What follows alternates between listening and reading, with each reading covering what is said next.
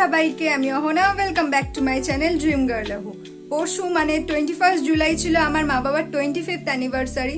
তো সেদিন যেহেতু সোমবার ছিল, মানে শ্রাবণ মাসের প্রথম সোমবার ছিল, তো সেদিন কোনো রকম সেলিব্রেট করা তো হয়নি, কারণ নিরামিষ ছিল। তো সেলিব্রেশনটা অ্যাকচুয়ালি কালকে সন্ধ্যাবেলা করা হয়েছে। তো আজকের ব্লগটা থাকছে সেইটা নিয়েই। তো চলো ভিডিওটাকে স্টার্ট করি। তো সন্ধ্যাবেলা আগে একটু রেডি হয়ে নিয়েছিলাম। আর এই যে সুচন ফোন ঘাটতে, মানে এর আগে আমি একটা গেট রেডি উইথ নিয়ে শ্যুট করছিলাম, তখন আমাকে জ্বালিয়ে মারছিল। আর এখন আমি যখন ভিডিও করছি তখন তাকাচ্ছেই না। তারপর আমি আমার মাকেও একটু সাজিয়ে দিয়েছি। আর আমার মা নিজের সাজ দেখে তো একদম মুগ্ধ আর কি। আর আমার মাকে আমি মোটে 10 মিনিটের মধ্যে সাজিয়েছি, তো আমার নিজেরও ভালো লাগছিল। তো যাই হোক, তারপর যাচ্ছিলাম ওপরে, কারণ ওপরে কেক কাটার অ্যারেঞ্জ করা হয়েছিল। তো ওপরে গিয়ে মা প্রথমে আমার আম্মাকে একটু সাজ দেখায়। আর এই যে এটা হলো আমার আম্মা। মানে যে কোনো কিছুতেই আমরা সেজে গুজে আগে আম্মাকে দেখাতে আসি। আর এই যে আয়না দেখলেই আমি আমার একটু ভিডিও করি। তো তারপর যাচ্ছিলাম জ্যাম্মার ঘরে, জ্যাম্মা জেঠু রেডি হয়েছে কিনা সেটা দেখবার জন্য। তো জ্যাম্মার ঘরে ঢুকে দেখলাম যে জ্যাম্মা তখনও শাড়ি ফাড়ি পরছে আর কি, আর জেঠু তখনও রেডি হয়নি। তারপর আবার আমি ফিরে এসেছি আম্মার ঘরে, কারণ আম্মার ঘরটাই আমার বেশি পছন্দের। আর এখানে এসেই যে আমি একটু ভিডিও করছি দেখে সুজন একদম পর্দার আড়ালে লুকোচ্ছে। আবার মাঝে মাঝে উঁকিও মারছিল যে আমি ভিডিও করা বন্ধ করেছি কিনা সেটা দেখবার জন্য। আর আমার বেশ মজা লাগছিল পর্দার আড়ালে লুকোচ্ছে এটা দেখতে। তারপর আমি দেখতে এলাম যে জ্যাম্মা কী করছে, আর এই যে এটাতে কেক রয়েছে।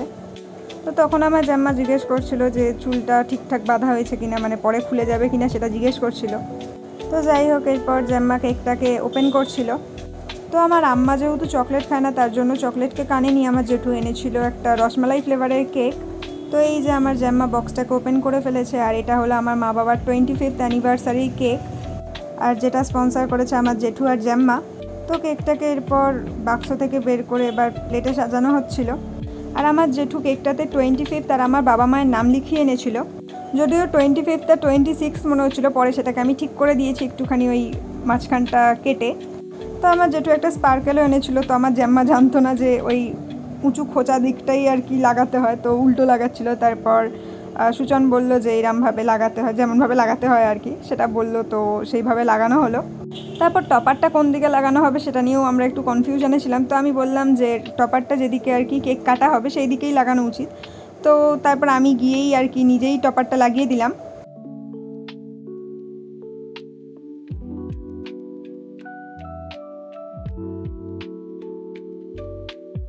এরপর আমার মা বাবার কিছুক্ষণ ফটো সেশন চলছিল। আর দেখে মনে হচ্ছিল এদেরকে জোর করে দাঁড় করিয়ে দেওয়া হয়েছে। যাই হোক, এরপর কেক কাটা হয়েছিল। তো ফার্স্টেই বাবাকে দেওয়া হয়েছিল স্পার্কেল জ্বালাতে। আর আমার বাবা ফার্স্টে স্পার্কেল একদমই জ্বালাতে পারেনি, পরে সুচন জ্বালিয়ে দিয়েছে।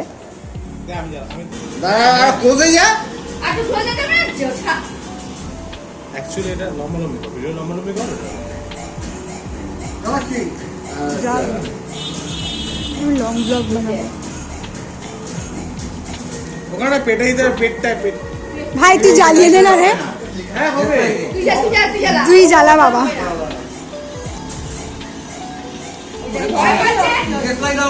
আরে ওই এই জ্বালিয়ে দিচ্ছে, নাও যাও।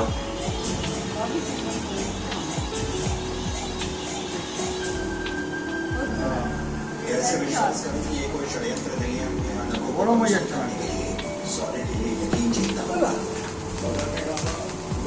Happy anniversary! Happy anniversary! বাবা নিজেদের অ্যানিভার্সারিতে নিজেরাই হাততালি দিচ্ছে। ভাই মুখটা পেঁচার মতো করছিস তো বাপ। সামনে সামনে কাট, কেকটা কাট, হাতে সামনে নে। ভাই দাঁড়া, ওটা ফেটে যাক, ওটা ফেটে যাওয়ার পর কাট কাট। এটা কাটতে না, কাটো কাটো। এই ডাইরিটা কাট, আমার দিকে কাট। দেখতে চোখ। এই বাকি হলো এখানে কেটে না। ভাই এটাই তো। ওকে একদম এই জোড়া পাকাটা স্টিল করে দাও। বাবা এই যে কেক কেটে যায়, ঠান্ডা হোক ওটা আগে। হ্যাঁ, তো ওটা সমেত খাবে নাকি?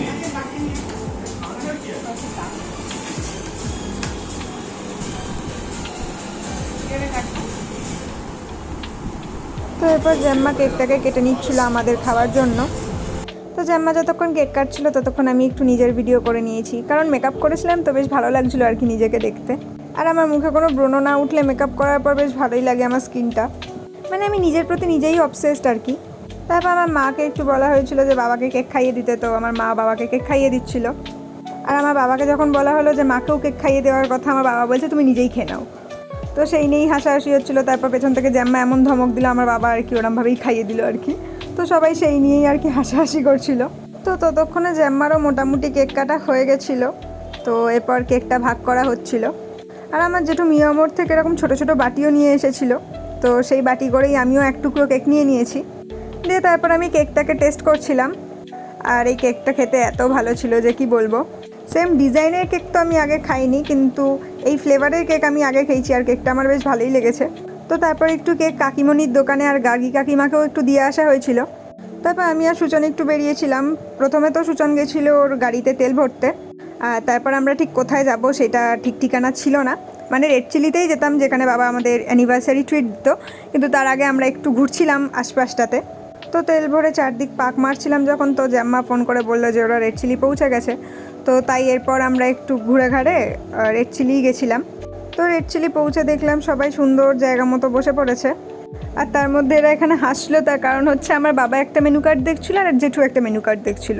তো জেঠুর মেনু কার্ডটা আর বাবার মেনু কার্ডটা একই ছিল, কিন্তু আমার বাবা বলছিল না না আলাদা আলাদা। তো এটা নিয়েই আর কি একটু হাসাহাসি হচ্ছিল। তো তারপর আমার জেঠু একটু মেনু ঠিক করে নিচ্ছিল।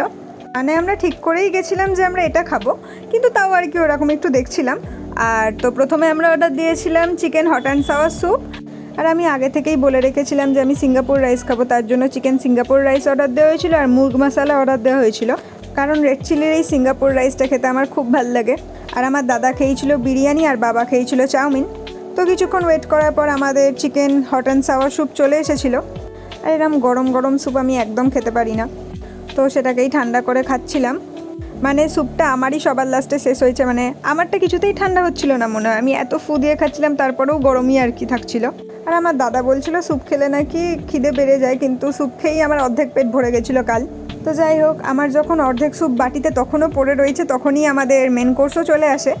আর মেন কোর্সে আমরা কি কি নিয়েছিলাম সেটা তো আমি আগেই বলেছি। তো তারপর আমরা প্লেটে রাইসটা সার্ভ করে নিই, আর সার্ভ করে নেওয়ার পর এরপর আমরা খেয়ে নিই। আর প্রত্যেকটা খাবারই এত গরম গরম দিয়েছিল যে আমার খেতে খুবই কষ্ট হচ্ছিলো। মানে আমি এত গরম গরম খাবারও খাই না। তো যাই হোক, খাওয়া দাওয়ার পর আমরা রিসেপশনে দাঁড়িয়েছিলাম বিল পে করার জন্য। তো যতক্ষণ বিল পে করা হচ্ছিলো আমি আবারও নিজের একটু ভিডিও করেছি। আর আমি যেহেতু মৌরি খাচ্ছিলাম তাই আমার মুখটা চলছিল। তো যাই হোক, এরপর আমাদের খাওয়া দাওয়া তো ডান। এরপর আমরা যাচ্ছিলাম সোডা খেতে। আর রেড চিলির অপোজিটেই যে কাকিমাটার দোকান আছে সেখান থেকেই আমরা সাধারণত সোডা খাই। আর সোডার জন্য আমার সবসময়ই ফেভারিট হচ্ছে মশলা আর পুদিনা মিক্স। তো সেটাই এক গ্লাস করে সবাই নিয়েছিল, শুধু আমার দাদাই কোলা নিয়েছিল। তো এরপর জ্যাম্মা আর মা টোটো করে চলে যায়, আর আমি তো সুজনের সাথে বাড়ি ফিরেছি, আর বাবা বাবার বাইকে ফিরেছে, আর দাদা স্কুটিতে জেঠু ফিরেছিল। তো যেহেতু দাদা গাড়ি বের করছিল তখনও সুজন দাঁড়িয়েছিল, আর আমার মুখে বেশ ভালো আলো পড়ছিল বলে আমি আবারও একটা ভিডিও করে নিয়েছি। মানে কী যে ভালো লাগে আমার নিজের ভিডিও করতে, কি বলবো। তো যাই হোক, এরপর আমরা বাড়ি ফেরার পথ ধরি। তো এটাই ছিল আমার বাবা মার 25th অ্যানিভার্সারির একটা ব্লগ। ভিডিওটা আমি এখানেই শেষ করছি। যদি তোমাদের ভিডিওটা একটুও ভালো লেগে থাকে তাহলে ভিডিওটাতে অবশ্যই একটা লাইক করে দিও, কমেন্ট করে জানাতে পারো ভিডিওটা তোমাদের কেমন লাগলো। আর আমার চ্যানেলটাকে সাবস্ক্রাইব করে রেখো এরকম নতুন নতুন আরও ভিডিও দেখার জন্য। বাই।